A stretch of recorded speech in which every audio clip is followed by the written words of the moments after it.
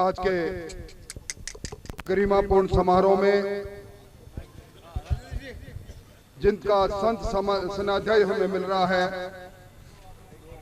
Hello परम पूज्य संत समताराम जी महाराज साहब, इस कार्यक्रम के मुख्य अतिथि भारत सरकार के मंत्री सम्मान्य अर्जुन जी मेघवाल इस कार्यक्रम की अध्यक्षता कर रहे हैं। इस इलाके के सर्वमान्य नेता पूर्व विधायक ठाकुर मनोहर सिंह जी, राजस्थान के सैन्य क्षेत्र में हमारे गौरव के प्रतीक मेजर जनरल NS पुरोहित साहब, major general Ashu Singh ji, colonel Rajendra Singh ji, colonel Bhanwar Singh ji, बहन संतोष जी, सम्मान्य जगदीश सिंह जी, गजेंद्र सिंह जी, बजरंग सिंह जी, श्याम प्रताप जी, जितेंद्र जी, भाटी साहब, हिदायत खान जी, और इस अनूठे समागम में इस धौलिया की ऐतिहासिक धरा पर मेरे सामने विराजित पूर्व सैनिकों, सम्राट नागरिक वृंद, बड़ी संख्या में उपस्थित शक्ति सुभा माताओं और बहनों, मैं धन्यवाद देना चाहूंगा, साधुवाद देना चाहूंगा। राजेंद्र सिंह जी, आपको विश्वमित्र फाउंडेशन के तत्वाधान में आपने आजादी के अमृत महोत्सव के अवसर पर 75 उन जांबाजों शहीदों का, उन पूर्व सैनिकों का सम्मान करने का कार्यक्रम रखा जिन्होंने अपना जीवन इस मातृभूमि की रक्षा के लिए, इस मातृभूमि के वैभव के लिए अपना सर्वस्व समर्पण किया। मैं आपको इस बात के लिए धन्यवाद देना चाहूंगा। यहां वीरांगनाओं के माता पिता और उनके सहधर्मिणी विराजी है, मैं उनको इस बात की बधाई देना चाहूंगा।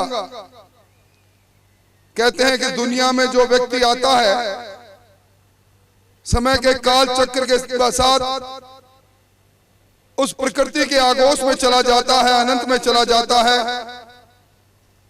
पर कुछ लोग ऐसे आते हैं धरती पर जो काल के कपाल पर ऐसी रेखाएं खींच जाते हैं कि लंबे समय तक जमाना उन्हें याद रखता है। धन्य हो आप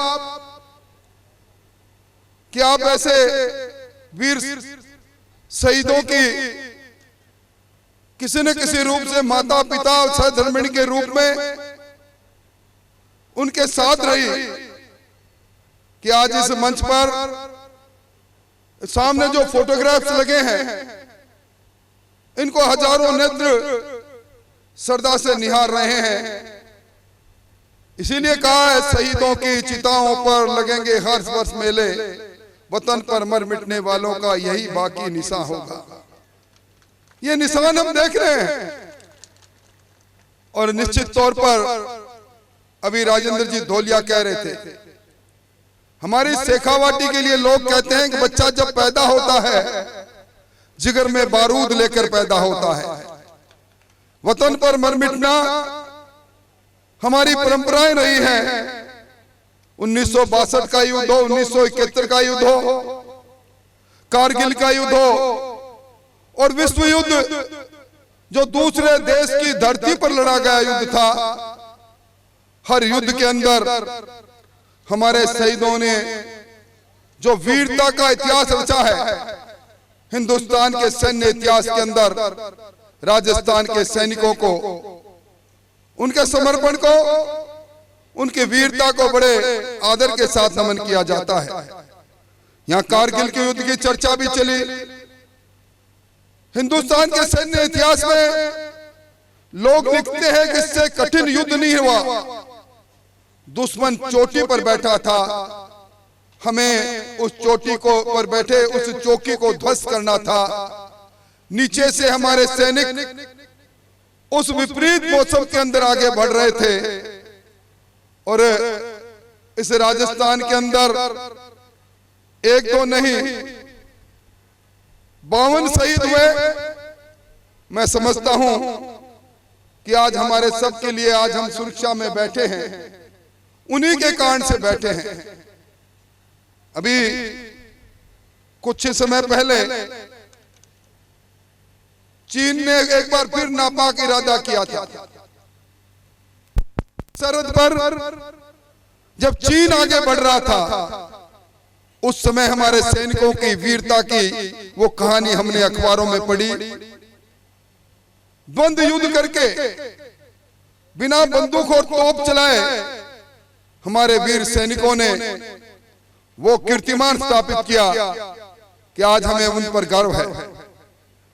आज हम कह सकते हैं हिंदुस्तान का सैन्य बल दुनिया के अंदर दूसरा सबसे बड़ा सैन्य बल है। आज इस हिंदुस्तान की सेना को सुसज्जित करने के लिए यहां मुझसे पहले 1 रैंक 1 पेंशन की बात चली, पुरोहित साहब ने कहा।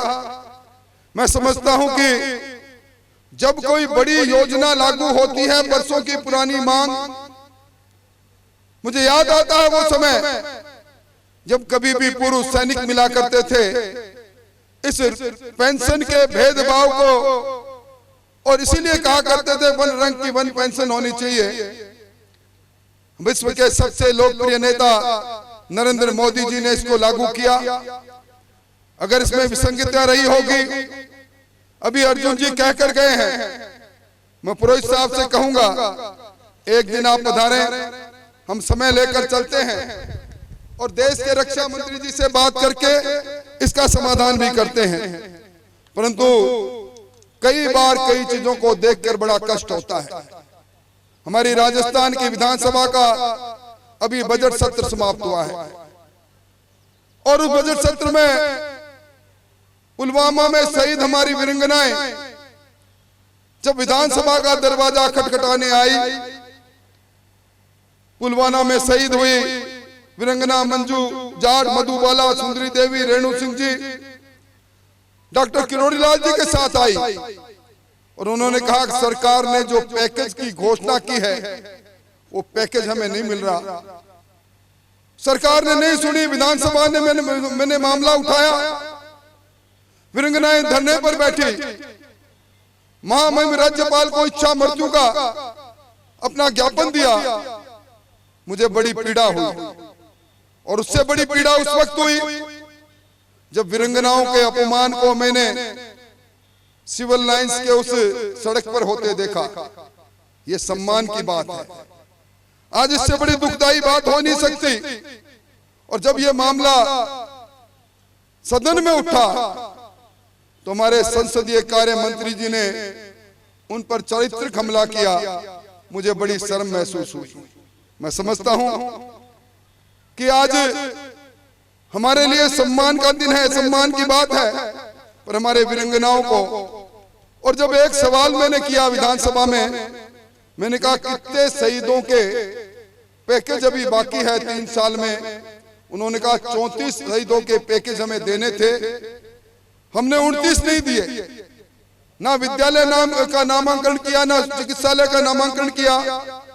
28 को अनुकंपा नियुक्ति नहीं दी। 11 को जो देय राशि 45 लाख रुपए होती है वो नहीं दी गई। 11 को ही 5 लाख रुपए माता पिता को देय राशि नहीं दी गई। तो मन में बड़ी पीड़ा हुई। आपको याद है जिस प्रकार आज हम देख रहे हैं, अभी कुछ दिन पहले आपने देखा था जयपुर में सीरियल बम ब्लास्ट हुआ, 71 लोगों की जान चली गई। सेशन कोर्ट ने उन दुर्दांत अपराधियों को फांसी की सजा दी और उच्च न्यायालय ने उन्हें बरी कर दिया। कल मैं उन्हें सीरियल बम ब्लास्ट के पीड़ितों के घर गया था। एक बहन फपक कर रो रही थी, कह रही थी मेरे भाई का कसूर सिर्फ इतना है कि हनुमान जी के मंदिर में मंगलवार के दिन बिना दर्शन किए खाना नहीं खाता था। दर्शन करने गया और बदले के अंदर चीथड़ों के अंदर पोटली बनाकर मेरे भाई के शरीर को लाकर दिया गया। मैंने सरकार से भी अपील की थी कि आप इस मामले को देखें और इन दुर्दांत अपराधियों को कैसे सजा मिले इसकी बात भी करें।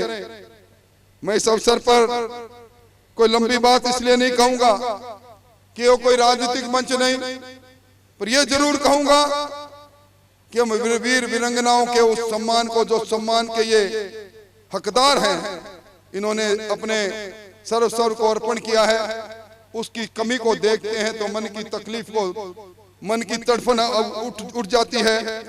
मैं इस अवसर पर यही कहूंगा कि अब आज मुझे अखबारों में पढ़ने को मिला कि आपके विधायक जी को भी धमकी मिल गई। अब जब सत्तारूढ़ दल के विधायक को गैंगस्टर धमका दे, आम आदमी किस प्रकार जीवन को जी रहा है। अभी बालोतरा की घटना भी हमारे सामने है। मैं कुल मिला के यही कहूंगा, जब कभी बदलाव की आहट में आपकी कृपा से होगी, इन वीर वीरंगनाओं के सम्मान की कमी नहीं होगी।